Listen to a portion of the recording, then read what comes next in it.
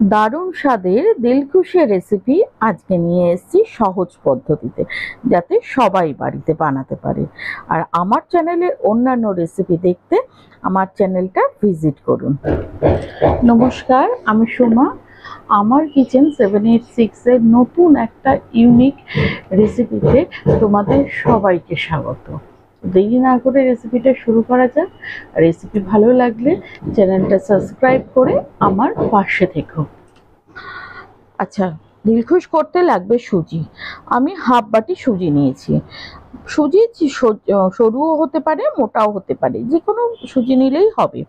আচ্ছা, সুজিটা কিন্তু একদম কাঁচা আমরা এখানে ব্যবহার করব না, সেই জন্য হালকা একটু রোস্ট করে নেব। কিন্তু খেয়াল রাখবেন যে সুজির যেন কালার চেঞ্জ না হয়। সুজির সুন্দর একটা গন্ধ আসলে এটাকে অফ করে নামিয়ে রাখবো।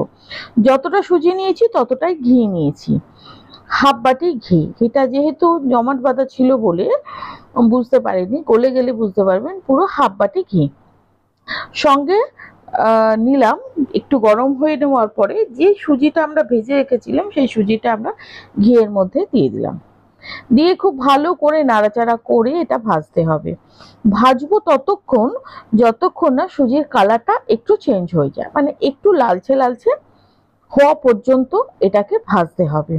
একদম না, তা না হলে দিলখুশের কালারটা না একদম সাদা সাদা আসবে। আমরা তো কোনো আর্টিফিশিয়াল কালার ইউজ করব না, সেই জন্য সুজিটাকেই কালার হিসাবে একটু ভেজে নেব। একটু লাল লাল হয়ে গেলে আমার ভাজাটা প্রায় কমপ্লিট হয়ে এসছে। দেখতেই পাচ্ছ যে সুজির কালারটা চেঞ্জ হয়ে গেছে। এবারে আমরা এটাকে নামিয়ে রেখে দেবো পাশে। আচ্ছা, নামিয়ে রেখে এটাকে একদম ঠান্ডা করতে হবে। ঠান্ডা করতে যা সময় লাগে সেটা একটু পাতিয়ে দেবে, দিয়ে ঠান্ডা করে নেবে। আর সেই সঙ্গে বলে রাখি, ফেসবুক থেকে যারা দেখছো তারা প্লিজ আমার পেজটিকে ফলো করো, আর ইউটিউব থেকে যারা দেখছো তারা আমার চ্যানেলটা সাবস্ক্রাইব করে আমার পাশে থেকো। আচ্ছা, এর মধ্যে দিতে হবে গুঁড়ো দুধ। গুঁড়ো দুধ আমি প্যাকেট কেটেই তোমাদের দেখাচ্ছি একটাই কারণে, যে যদি মানে প্যাকেট তোমরা কটা কিনবে সেটাই বোঝানোর জন্য। অনেকের বাড়িতে গুঁড়ো দুধ থাকে না, তো তারা প্যাকেট কিনে আনে। কটা প্যাকেট কিনবে বুঝতে পারে না, আননেসেসারি বেশি বা কম কিনে আনলে আবার তাদের কিনতে যেতে হবে। তো সেটা যাতে তাদের ঝামেলা না হয়, সেই জন্য আমি প্যাকেট কেটেই তোমাদের দেখাচ্ছি যে ঠিক কটা প্যাকেট লাগবে। এখানে আমার 3খানা প্যাকেট লেগেছে হাফ বাটি গুঁড়ো দুধ করার জন্য, মানে যতটা সুজি ততটাই দুধ দেওয়ার জন্য আমার এখানে 3খানা লেগেছে। 10 টাকার মানে 30 টাকা। আমার এটা ঠান্ডাও হয়ে গেছে।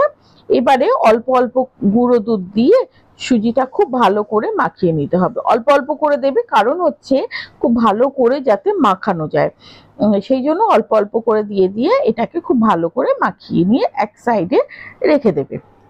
আচ্ছা, কারণ আমার রেসিপি যদি তোমরা, আমি যে কোয়ান্টিটিতে দিই, যদি তোমরা অ্যাকুরেট রেশিও ফলো করে তোমরা করো, তাহলে কিন্তু খেতে ভীষণই সুন্দর হয়।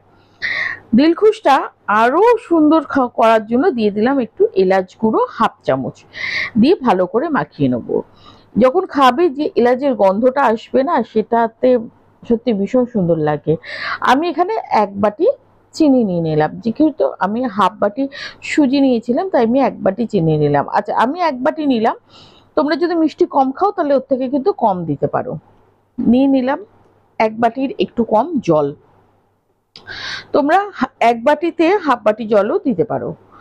এবারে এটাকে ফুটতে দেবো। ফুটতে ফুটতে যখন দেখবে ঘন হয়ে এসছে আর এটা না একটু চটচটে হয়ে এসছে, সেই পর্যন্ত আমরা করব। তোমরা দেখেও বুঝতে পারবে, যখন চটচটে হয়ে আসবে না, তখন দেখো যেটা কেমন মানে চারিদিকে কেমন ফেনা ফেনা হয়ে যাচ্ছে, ফুটছে যখন, তখনই বুঝবে যে এটা চটচটে হয়ে এসছে। হাত দিয়ে দেখে নেবে। চটচটে হয়ে এলে যে আমি সুজির মিশ্রণটা করে রেখেছিলাম সেই মিশ্রণটা আমি এর মধ্যে দিয়ে দিলাম। দিয়ে খুব ভালো করে এটাকে মিশিয়ে নিতে হবে। আচ্ছা, তোমাদের যখন মেশাতে মেশাতে কোন পজিশনে তোমরা এই যে মেশানোটা বন্ধ করবে, সেটা এবার খুব ভালো করে তোমরা লক্ষ্য করো। এই যে আমি দিয়ে দিয়েছি, দিয়ে এবার খুব ভালো করে আমি এটাকে ফোটাচ্ছি। দেখো এটা ফুটতে থাকবে, এরপর দেওয়ার পরে দেখেছো লিকুইড কতটা লিকুইড হয়ে গেছে। এবার এটা আরো 4-5 মিনিট ধরে আমি এটাকে ফোটালাম মিডিয়াম টু হাই গ্যাস ফ্লেমে।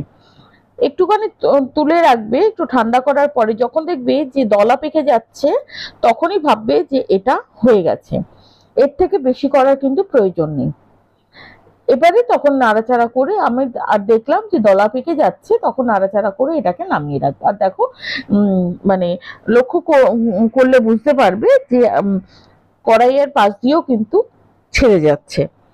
এবারে আমি যে থালাটায় আমি সুজি করেছিলাম ওই থালাটায় এটা ঢেলে নিলাম। তোমরা যে কোনো মোল্ডের মধ্যে রাখতে পারো। দিয়ে ভালো করে পাতিয়ে একটা কাজ করবে, এই অবস্থায় মানে গরম অবস্থায় তোমরা চাকু দিয়ে তোমাদের পছন্দ মতো শেপ করে নেবে। এটা করার কারণ আর এটা করার কি সুবিধা তোমরা একটু পরেই বুঝতে পারবে। এই যে আমি যে কেটে রেখে দিয়েছি, দিয়ে এবার এটাকে ঠান্ডা করতে দিয়েছি। ঠান্ডা হয়ে গেছে, দেখো যে কতটা শক্ত। এবারে চাকুর কোনা দিয়ে একটুখানি প্রেস করলেই কিন্তু উঠে যাবে। আর কেটে রেখেছি বলে এই যে দেখো কি সহজেই তোমরা ভেঙে ফেলতে পারছো। আর এই শক্ত জিনিসটা তোমরা যখনই চাকু দিয়ে কাটতে যেতে তখন কিন্তু ভেঙে যেত, আর ঠিক করে কাটতেও পারতে না। এটা কিন্তু তুমি যেরকম শেপ দেবে সেই রকম শেপেই কিন্তু দেখো কি সুন্দর করে কাটা ভেঙে যাচ্ছে। সেই জন্যই তোমরা নরম অবস্থাতে কিন্তু শেপটা দিয়ে রাখবে। দেখো এই যে দিয়ে দিলাম, ভাঙলাম, কতটা মানে খুব শক্ত হয়নি আর নরমও হয়নি, খুব সুন্দর একদম পারফেক্ট। বেশি শক্ত হয়ে গেলে খেতে ভালো লাগে না, আর একদম নরমও ভালো লাগে না, একদম পারফেক্ট শেপ হয়েছে। এগুলো করেছি না, এগুলো আর এটা খেতে এতটা সুন্দর হয়, দেখতে সামলানো যায় না এগুলো।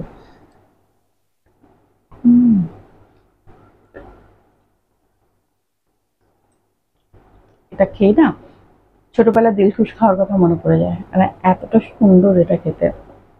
তোমরা অবশ্যই বাড়িতে বানাবে, বানিয়ে খেয়ে আমাকে একবার